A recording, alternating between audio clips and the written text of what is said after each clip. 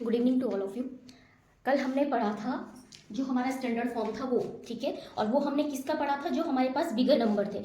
आज हम उसी से आगे देखते हैं। हमारे पास है express very small number in standard form. आपको क्या करना है, बहुत ही जो छोटा नंबर है उसको स्टैंडर्ड फॉर्म में क्या करना है, रिप्रेजेंट करना है, ठीक है। तो वो कैसे रिप्रेजेंट करेंगे, तो उससे रिलेटेड हम एक क्वेश्चन ले लेते हैं। जैसे हमारे पास क्वेश्चन है, क्वेश्चन नंबर 1 0.0006 और सेकंड क्वेश्चन है हमारे पास 3, क्वेश्चन है हमारे पास 0.00000534, ठीक है। हमारे पास ये दो क्वेश्चन है, हमें इसे सॉल्व करना है। तो इसे ध्यान से देखिएगा, इसे कैसे सॉल्व करेंगे। तो इसका जो सॉल्यूशन 1 है ये वाला, ठीक है। ये कैसे करना है, स्टैंडर्ड फॉर्म में इसको कन्वर्ट करने के लिए सबसे पहले हम देखते हैं कि हमारे पास कितना है। देखो ये डेसिमल है, पहले क्वेश्चन लिख लेते हैं यहीं पे, इस तरीके से है। ये डेसिमल देखेंगे, हमें कहाँ पे लाना है, यहाँ आगे लाना है। कहाँ से, 1 2 3 4, माने हमें 4 स्टेप से आगे ये डेसिमल लाना है। तो इसका मतलब हमें क्या करना पड़ेगा, 6 इंटू क्या करना पड़ेगा, 10 टू द पावर 4, इस तरीके से इसे लिखना पड़ेगा, ठीक है। और हमारे पास क्या है, इस ये आगे आ जाएगा डेसिमल, और वैसे ही हमें क्या करना पड़ेगा, नीचे भी आपका 10 टू द पावर 4 से क्या करना पड़ेगा, डिवाइड करना पड़ेगा। लेकिन जब हम इसको करेंगे ना 0.006 को, इसको 10 टू दी पावर 4 से अगर मल्टीप्लाई करेंगे तो हमारे पास इसकी वैल्यू हमें क्या मिल जाएगी, हम जब इसके साथ, तो ये आपका जो डेसिमल अभी मैंने बताया वो कहाँ पे आ जाएगा, आगे आ जाएगा। तो इसकी वैल्यू क्या हो जाएगी, 6 पॉइंट और 0, इस तरह, मतलब ये आपका कहाँ जाएगा, 1 2 3 4 यहाँ पे आ जाएगा, ठीक है। तो वही मैंने कर दिया है। अच्छा ये वाला, तो इसके साथ आपका डेसिमल आगे इसने बढ़ा दिया, लेकिन जो आपका डिवाइड में है वो ऐसे ही रहेगा, 10 टू दी पावर 4। अब इसको कैसे लिख सकते हैं, मैंने बताया था आपको 1/a इक्वल्स टू क्या बताया था, a टू दी पावर -1, ये आपको मैंने बताया था। तो ये क्या हो जाएगा हमारे पास, ये है, तो ये क्या हो जाएगा 6 इंटू 10 टू दी पावर -4, क्योंकि क्या है 4 आपका 10 टू दी पावर 4 आपका नीचे है, तो ये आपका मल्टीप्लाई में जब आएगा तो आपका -4 में कन्वर्ट हो जाएगा। ऐसे इसका सॉल्यूशन सेकंड हम देखते हैं, वो कैसे करना है। तो इसमें हम देखते हैं 0.0, कितने जीरोस है, 1 2 3 4 5 जीरोस है, और बाकी 5 3 4, इस तरीके से है, ठीक है। अब हमने क्या पढ़ा था, स्टैंडर्ड फॉर्म बदलने के लिए जो हमारा जो n की वैल्यू होती है वो कहां से कहां तक होती है, 1 से 1 और 1 के बराबर, और किस कहां तक होती है, इक्वल्स टू नहीं, 10 से जस्ट छोटी, ठीक है। ये हमने पढ़ा था स्टैंडर्ड में, ठीक है। तो अब हम उसी को रिमाइंड करते हुए देखते हैं, अगर हम डेसिमल को यहाँ पे लाते हैं तो हमारे पास 53 आ जाएगा, जो कि आपका क्या हो जाएगा, 10 से बड़ा हो जाएगा। जबकि आपकी कंडीशन क्या है, जो n की वैल्यू है वो क्या होनी चाहिए, आपकी 10 से छोटी होनी चाहिए और 1 के से बड़ी होनी चाहिए, ठीक है। तो यहाँ पे क्या हो जाएगा, अब हम सिर्फ 5 देखते हैं, तो 5 क्या है, 10 से छोटा है, तो इसका मतलब हमें डेसिमल कहाँ शिफ्ट करना पड़ेगा, यहाँ। तो ये कैसे आगे लाएंगे, हमें क्या देखना है, कितने शिफ्ट आगे चलना है, हमें 1 2 3 4 5 6, हमें कितना शिफ्टिंग चलना पड़ेगा, 10 टू द पावर 6। इसका मतलब हमें क्या है, 10 टू द पावर 6 3 4 5 और ये हो गया, और हमें 10 टू दी पावर 6 हमें क्या करना पड़ेगा, मल्टीप्लाई भी करना पड़ेगा और डिवाइड भी करना पड़ेगा। हम मल्टीप्लाई इसलिए कर रहे हैं क्योंकि हमें क्या करना है, डेसिमल को आगे शिफ्ट करना है, कहाँ पे, 6 पॉइंट, मतलब 6 प्लेस पे, ठीक है। अच्छा आगे शिफ्ट करेंगे तो जो प्रोसेस आपके न्यूमिनेटर में लगी वही आपकी डिनोमिनेटर में भी लगेगी, आपको मैंने पहले भी बताया था, वही चीज यहाँ पे रिपीट हो रही है। तो आपका जो 10 टू दी पावर 6 है वो आपका क्या हो जाएगा, 5.34, इस तरीके से इसे बना देगा, 5.34, ठीक है, 10 टू दी पावर 6। और जो आपका नीचे वाला है ये वाला, इसको इस तरीके से ही लिख देंगे। अब हम इसको क्या लिख सकते हैं, 5.34 इंटू 10 टू दी पावर -6, क्योंकि अभी मैंने बताया था ना वही चीज, 1/a equals to a inverse, यही, ठीक है, जो चीज यहाँ पे थी सेम, तो वही चीज यहाँ पे भी लगेगी। समझ में आ गया ये वाली चीज, ठीक है। अच्छा उसी के आगे अब हम क्या करते हैं, जस्ट इसी का ही उल्टा क्वेश्चन करते हैं। उल्टे इसका जो आपका नेक्स्ट क्वेश्चन है, आपको क्या करना है, इसको यूजुअल फॉर्म में कन्वर्ट करना है। तो यूजुअल फॉर्म में जैसे हमारे पास क्या है, क्वेश्चन नंबर 1 ले लेते हैं हम, यूजुअल फॉर्म वाला।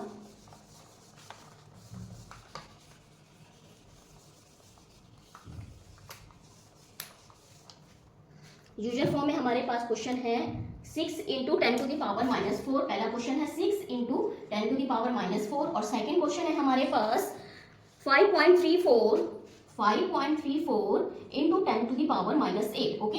अब आपको देखना है इसे हमें कैसे फॉर्म में रिप्रेजेंट करना है, यूजुअल फॉर्म में, मतलब ये क्या रहा होगा ये देखना है। तो सबसे पहले हम इसमें देखते हैं ये क्या है, 10 to the power -4, 10 to the power -8, इसका मतलब ये क्या है, स्मॉल नंबर का स्टैंडर्ड फॉर्म है, ठीक है, क्योंकि वहीं पे क्या आ रहा था आपका, भी मैंने जस्ट पहले वाला जो क्वेश्चन करवाया था उसमें आपकी जो पावर आ रही थी वो -8 में आ रही थी, एक्सपोनेंट, ठीक है। तो वही चीज इसमें है, अब हमें उसी फॉर्म में लाना है इसे। तो क्या करेंगे, अगर हम देख रहे हैं इसको कैसे लिख सकते हैं, 10 टू दी पावर 4, इस तरीके से लिख सकते हैं, ठीक ठीक है। अच्छा इसमें एक चीज देखिएगा कि आपको इसको डेसिमल में बदलना है, इसको 6 को, ठीक है। तो इसके लिए क्या करना पड़ेगा, ऊपर नीचे आपको किससे मल्टीप्लाई करना पड़ेगा, 10 टू द पावर 4 अगर नीचे है इसका मतलब यहाँ पे भी क्या रहा होगा, 10 टू द पावर 4 ही रहा होगा। कहाँ पे, यहाँ पे यही रहा होगा, ठीक है। तो इसका मतलब ये कैसे बना होगा आपका, ये आपका रहा होगा किस तरीके से, यहाँ पे अगर ये पॉइंट आया है तो इसका मतलब आपका ये डेसिमल होके 6 आया है। तो अगर हम इसको कन्वर्ट करेंगे इस तरीके से तो ये कितना आ जाएगा 0.1234, इस तरीके से हो गया, ठीक है, 0.0006, ठीक है। अच्छा ये हमारा कन्वर्ट हो गया इनटू 10 टू द पावर 4।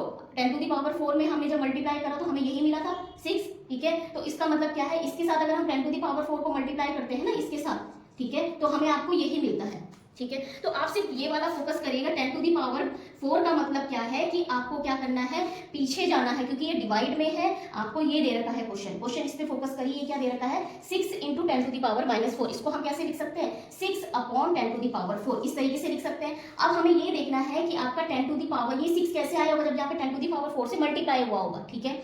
अच्छा वो चीज आपकी हो गई कि यहाँ पे 10 टू दी पावर 4, अब 10 टू दी पावर 4 से मल्टीप्लाई हुआ होगा, इसका मतलब आपका डेसिमल क्या होगा, आगे बढ़ा होगा। कितना आगे बढ़ा है, 4 टाइम्स आगे बढ़ा है, ठीक है। तो हमें 4 टाइम्स क्या करना है, पीछे चलना है अब, क्योंकि हमारा 4 टाइम्स आगे बढ़ चुका है मल्टीप्लाई करके। लेकिन आपको अब इसको चेंज करना है 10 टू दी पावर 4 को, तो क्या हो जाएगा 1 2 3 4, आपका क्या हो गया शिफ्ट पीछे, 10 टू दी पावर 4 आपका 4 टाइम्स पीछे शिफ्ट हो चुका है, ठीक है। तो आपका क्या हो जाएगा, इसकी वैल्यू कितनी आ जाएगी 0.0006, ठीक है।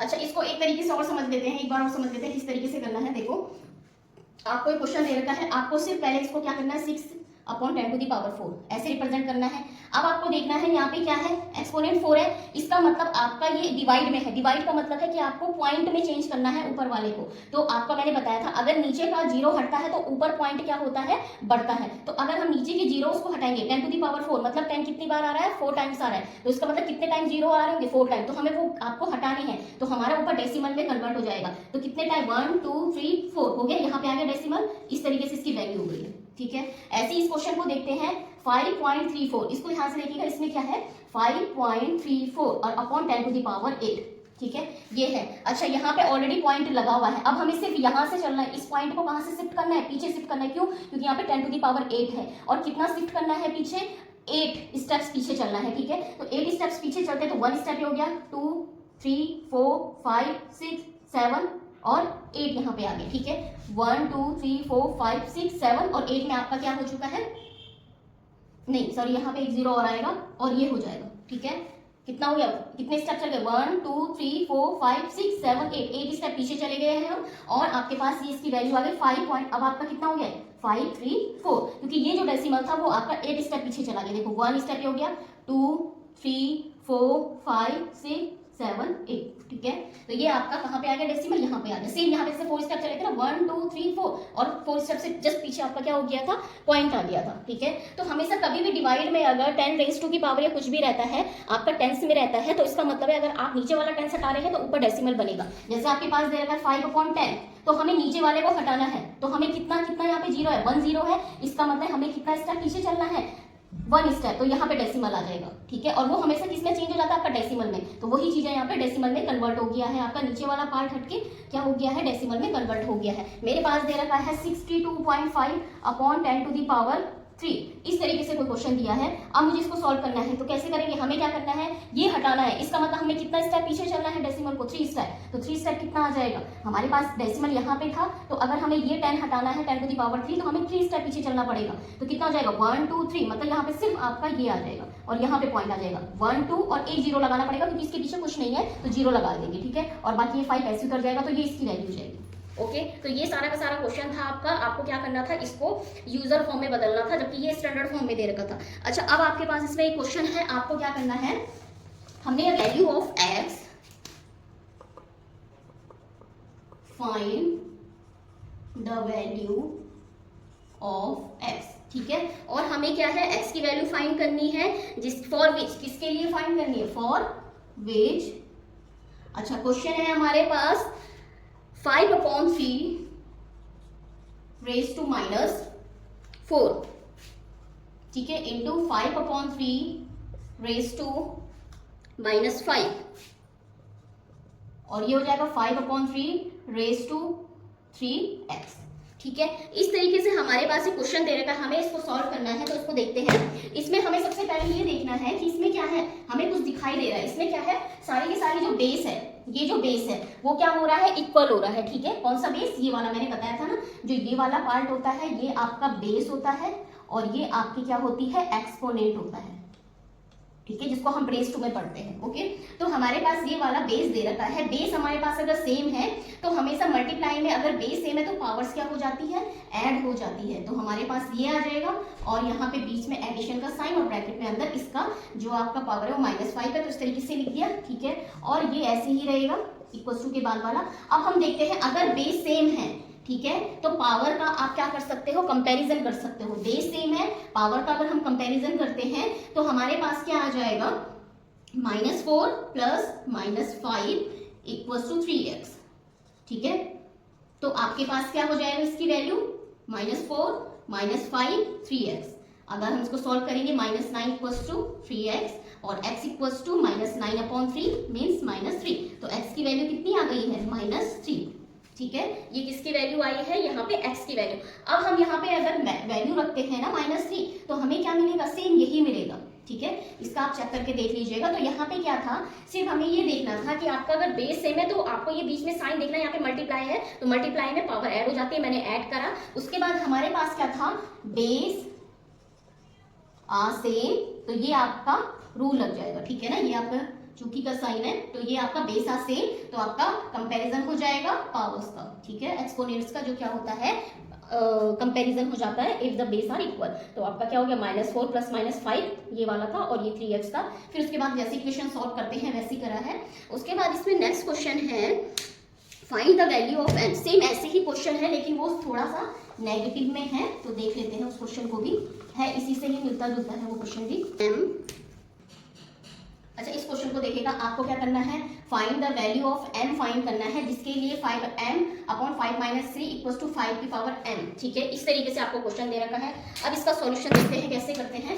सॉल्यूशन में आपके पास क्या है, इसमें हम देखते हैं कि सबसे पहले हमारे पास क्या है, बेस तो सेम है, ये बेस है, ये बेस है, ये बेस है, सारी जगह बेस सेम है। ठीक है, और प्राइम में है तो हमें इसको चेंज करने की जरूरत नहीं है। तो हमारे पास क्या हो जाएगा, अगर ये डिवाइड में है तो मैंने क्या बताया था, बेस सेम है तो पावर्स क्या हो जाती है, डिवाइड में आपका जब ये ऊपर आएगी तो माइनस हो जाती है। डिवाइड में हमेशा पावर क्या हो जाती है, सबट्रैक्ट हो जाती है। तो ये माइनस में आ गया और -3 इस तरीके से, बेस सेम था तो 5। ठीक है, इस तरीके से। अब मैंने बताया कि यहाँ पे क्या है, ये वाला बेस और ये बेस सेम है तो पावर्स क्या हो जाएगी, इक्वल्स हो जाएगी। तो ये क्या हो गया इस तरीके से।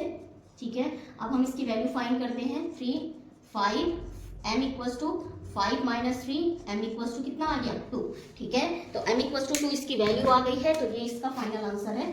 ठीक है, बस हमें क्या देखना था, इसमें आपको m की वैल्यू फाइंड करनी थी ये।